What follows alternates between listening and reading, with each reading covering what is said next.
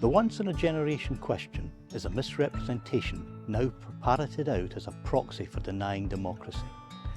As the bard MacDairmid put it, it's time the claith was o'er the parrot. So let's put it to bed.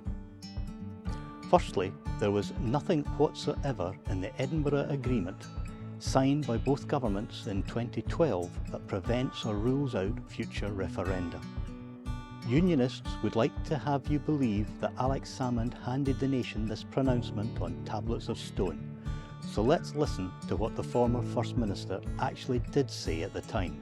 Trying to find, so the Scottish people are surely entitled to know what would happen if they didn't agree with you on the question of independence. Then I'll say again, we accept the result. The only circumstance in which you could have another referendum would be if you got a mandate at a subsequent general election. But my view is that you ask the constitutional question once in a generation. A perfectly reasonable position, which was repeated during the campaign and, as you can see, was clearly a personal opinion made in the context of the historic opportunity.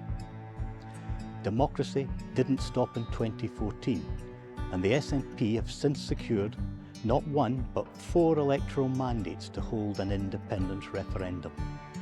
As the parliamentary Irish nationalist Parnell astutely said, no man has the right to fix the boundary to the march of a nation. In a democracy, the people get to decide what they want, when they want. So what has actually been agreed about independence and future referenda?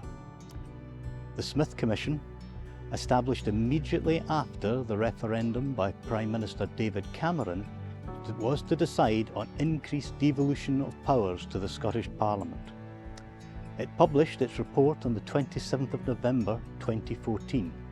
Chapter 2, Section 18 clearly states, "It is agreed that nothing in this report prevents Scotland becoming an independent country in the future should the people of Scotland so choose," giving us an actual agreement that an independence vote is legitimate, unanimously signed by all the unionist parties, Tories, Lib Dems and Labour, as well as the independent supporting Greens and the SNP. In case you're wondering about timescales for referenda, there is already a position legislatively within the UK with the Northern Ireland Act 1998, which permits a referendum on Irish reunification and for Northern Ireland to leave the United Kingdom within 7 years of a previous referendum. So much for this family of nations being a voluntary union of equals.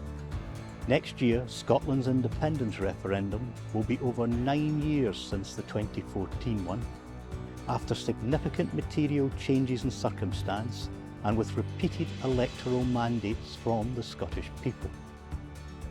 This is now a democracy issue as much as it is an independence one.